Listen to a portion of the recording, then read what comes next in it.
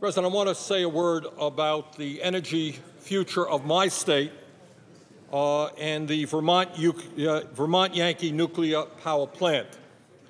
The Vermont Yankee nuclear power plant is one of 23 plants in our country with the same design, General Electric Mark I, as the Fukushima plants that have experienced partial or perhaps full meltdowns in Japan. All of us feel terrible about what has happened in Japan, and our hearts go out to that struggling country. But at the same time, in our nation, we also have some very disturbing developments regarding nuclear power, and I want to touch this afternoon on two of them. The first is that we have a situation in the state of Vermont in which a powerful $14 billion energy company called Entergy is trying to force the people of my state to keep an aging and troubled nuclear reactor open for another 20 years. This is a plant that is 40 years old. They want to keep it open for another 20 years. The Vermont Yankees plant's original 40-year license expires in March of 2012, and I firmly believe that 40 years is enough. But that is not just my opinion. Vermont uniquely, thanks in part to an agreement between the state and Entergy when it purchased Vermont Yankee in 2002, has asserted its authority through our state legislature to decide whether or not Vermont Yankee should operate beyond March of 2012. The Vermont State Senate, representing the wishes of the people of our state, voted on a bipartisan basis 26-4, not to grant an extension of the license of that plant. The law is clear that states have the right to reject nuclear power for economic reasons, and that is exactly what the Vermont State Senate did in an overwhelming bipartisan vote. Mr. President, we know Vermont Yankee has had serious problems in the last several years, including a collapse of its cooling towers in 2007 and radioactive tritium leaks in 2005 and 2010. The tritium leaks came from pipes plant officials claimed under oath did not exist. In support of the Vermont legislature's decision, the Vermont congressional delegation has been clear that Entergy should respect Vermont's laws. In other words, what we are saying, the delegation here, is that Entergy should respect the laws of the state of Vermont and what our state Senate has done. However, just last week, we learned that Entergy's well-paid corporate lobbyists and lawyers have been meeting in secret with federal agencies, including the Nuclear Regulatory Commission staff, pushing the federal government to intervene in the lawsuit Entergy filed against Vermont. Entergy wants the federal government to take up its extreme argument that Vermont's right to decide its own energy future is preempted by federal nuclear safety laws. Now, Mr. President, it so happens that NRC Chairman Greg Yatsko, who is, in my view, a fair-minded public servant, does not agree with Entergy. He told me last week at a Senate hearing that, and I quote, "I see nothing that would tell me that there's a preemption issue here," end of quote. He said in a conversation with reporters that Vermont had a, quote, "role to play in determining Vermont Yankees' future," end quote, and that, quote, he doubted the NRC would do anything to interfere with the state's process, end of quote. I believe the chairman's position is correct.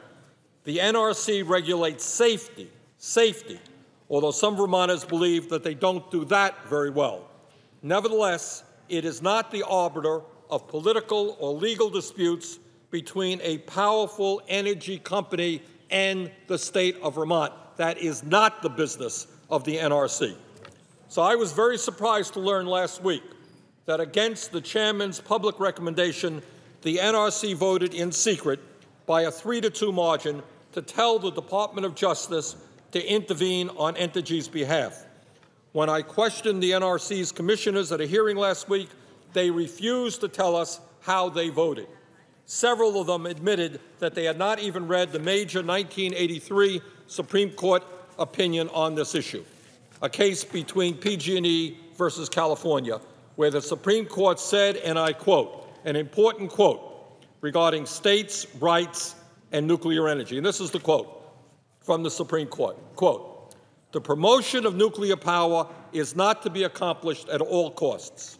The elaborate licensing and safety provisions and the continued preservation of state regulation in traditional areas belie that. Moreover, Congress has allowed the states to determine as a matter of economics whether a nuclear plant vis-a-vis a fossil fuel plant should be built. The decision of California to exercise that authority does not in itself constitute a basis for preemption. The legal reality remains that Congress has left sufficient authority in the states to allow the development of nuclear power to be slowed or even stopped for economic reasons, end of quote. And that is the decision of the Supreme Court of the United States, 1983. I reminded the NRC at that hearing, and do so again today, that this lawsuit, Entergy versus Vermont, is none of their business, and they're getting involved damages the credibility of the Nuclear Regulatory Commission. The NRC opted to relicense Vermont Yankee based on safety, and that is where their concern and authority begins and ends. The main point is this: the NRC does not represent the people of Vermont and has no right to tell us what kind of energy future we will have. The people of Vermont believe, and I agree, that our future lies significantly with energy efficiency and sustainable energy. So today I renew my call from right here on the floor of the Senate for the federal government to stay out of this case. Entergy is a $14 billion corporation. They have all kinds of lobbyists. They make all kinds of campaign contributions. They don't need the help of the federal government. The issue here is, I think, that everyone understands that the function of the NRC is very simple. It is to make sure that the 104 nuclear power plants existing in this country run as safely as possible. That's what their job is. Their job is not to tell the state of Vermont or the state of California or the state of Pennsylvania what future they might want to pursue in terms of energy. They are not supposed to be a proponent of the nuclear industry. That's not their job. Their job is to make sure that our nuclear plants are being run safely. So in terms of economics, the people of the state of Vermont and any other state in this country have the right to determine whether or not what the future of nuclear power plants is in their states. And what our state is saying is, after 40 years, we want to shut Vermont Yankee down. We want to move in a new direction that we think benefits our state, and we do not want the Department of Justice to intervene in this case where Entergy is suing Vermont. Let me just conclude while we're on the issue of nuclear power in pointing out that the Associated Press recently revealed that 48 out of 65 nuclear power sites in this country have leaked radioactive tritium, and Vermont Yankee is one of those sites. 37 facilities had leaks at levels that violated federal drinking water standards, and some leaks have migrated off the sites, contaminating private water wells, although none is yet known to have contaminated public drinking water supplies. These allegations by the AP are extremely disturbing. Safety at our nuclear plants should be the top priority at the NRC, particularly after what we saw happen in Japan. They should not answer. The function of the NRC is not to represent the nuclear power industry. It's to represent the needs of the people of the United States.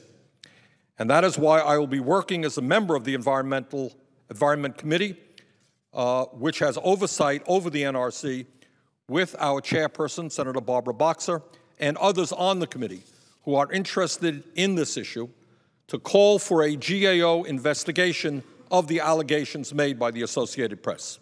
We need to determine whether it is true that the NRC is systematically working with the industry to undermine safety standards for aging plants in order to keep them operating. Mr. President, let me conclude by mentioning that around the world, there is growing concern about the dangers of nuclear power, and I think that concern has been heightened by the terrible tragedy in Japan. It is important to note that Germany has decided to close all 17 nuclear plants in the next decade and not to build any new ones. They're getting out of the nuclear business. Switzerland is also phasing out nuclear power. And in Italy, just a few weeks ago, 94% of the people voted in an election against restarting the nuclear power industry. Here in the United States, some states are moving in the same direction. In addition to Vermont, New York, led by Governor Cuomo, wants the Indian Point plant shut down. Massachusetts is supporting Vermont in its lawsuit to preserve states' rights to decide their own energy future, and I believe that other states will support us as well. The bottom line here, and the law supports this, is that if states like Vermont want to move away from aging and troubled nuclear reactors and to a sustainable energy future, we have the right to do that. And I will fight tooth and nail to protect that right.